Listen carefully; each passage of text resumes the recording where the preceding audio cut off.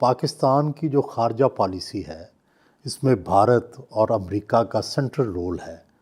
کیا چاہتے ہیں ہم بھارت کے ساتھ اسی طرح لڑتے بگڑتے رہیں گے یا سمجھتے ہیں کہ کوئی راستہ نکلنا چاہیے؟ دیکھیں، یہ سوال صرف ہمارے لیے نہیں ہے، یہ سوال بھارت کے لیے بھی ایکولی امپورٹنٹ ہے. یہ اگر بھارت نے اپنے آپ کو ٹرانسفارم کرنا ہے from a big nation to a great nation, greatness اسی وقت اس کا امکان ہوتا ہے جب آپ کوئی ایسے فیصلے کرتے ہیں، ایسے دور رس فیصلے کرتے ہیں جن کے قوموں کی زندگیوں پہ بڑے ڈیپ اثرات ہوتے ہیں. کوئی خفیہ مذاکرات ہو رہے ہیں انڈیا سے؟ میرے علم میں کوئی نہیں ہے، میرا نہیں خیال کہ کوئی ایسی چیز چل رہی ہے، بلکہ میں تو اس کی وضاحت کرتا چلوں کہ اگر کسی کے ذہن میں کہیں پر کوئی اس طرح کی اسپیکولیشن یا کانسپریسی تھیوریز چل رہی ہیں، ایسا قطعاً نہیں ہے. ایون اگر ٹریک ٹو ڈپلومسی بھی کرنی ہوتی ہے وہ بھی اعلانیہ طور پہ ہوتی ہے، اس میں صرف یہ ہوتا ہے کہ وہ پبلک نہیں کی جاتی ہیں، لیکن وہ کوورٹ انداز میں نہیں ہوتی ہیں. چیئرمین سینٹ صادق سنجرانی سے کیا آپ کی لڑائی ہے؟ خبریں چھپتی رہتی ہیں. میری ان سے کوئی لڑائی نہیں ہے. کہتے ہیں اب بہت شدید آپس میں اندرونی کوئی اختلافات ہیں.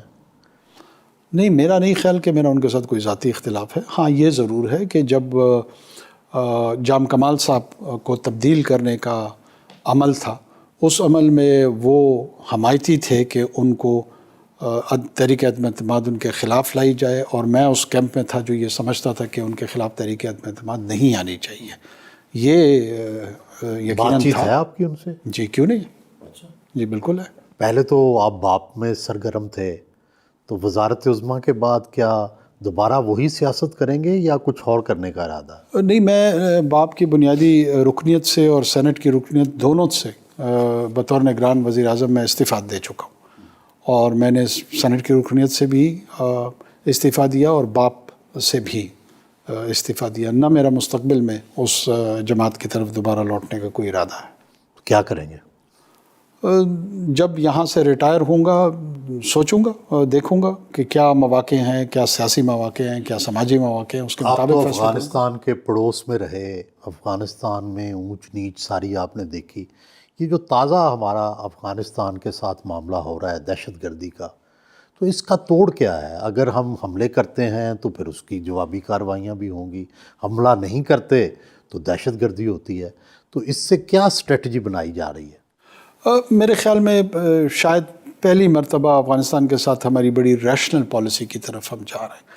یہ چاہے افغانستان کے ساتھ ٹریڈ ہو، چاہے افغانستان کے ساتھ آمد و رفت کے حوالے سے، لوگوں کے آمد و رفت کے حوالے سے پالیسی ہو، اور ٹیررزم پہ بھی ہماری جو کلیئر پوزیشن ہے، وہ دونوں اطراف پہ میرے خیال میں اب واضح ہوتا جا رہا ہے کہ فیوچر ڈائریکشن یا ٹریجیکٹری کیا ہوگی.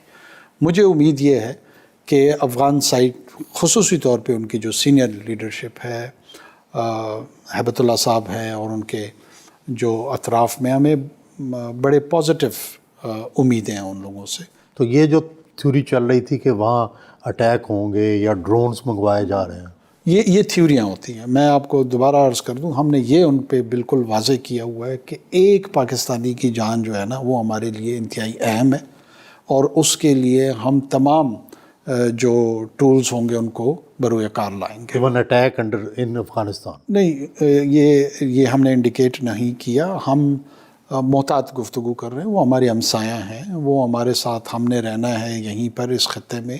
اس حقیقت کا ہمیں بھی ادراک ہے، ان کو بھی ادراک ہے. ہم انہیں بار بار یہ بتا رہے ہیں کہ یہ وہ چیلنج ہے ہمارے لیے جو ہمارا ریڈ لائن ہے. اس کو کسی صورت ہم قبول نہیں کر سکتے کہ ایسے لوگ وہاں بیٹھے ہوں جو وہاں پر پنپ رہے ہوں، وہاں پہ پھل پھول رہے ہوں، اور وہاں سے آ کے ہمارے لوگوں پہ حملہ آور ہوں، چاہے وہ ہمارے سیکیورٹی فورسز کے لوگ ہیں، عام عوام ہیں. یہ قابل قبول نہیں ہے، اور اس کے لیے ظاہر ہے ہم وقتاً فوقتاً اس کو ریئیکٹ کریں گے، اس کو رسپونڈ کریں گے.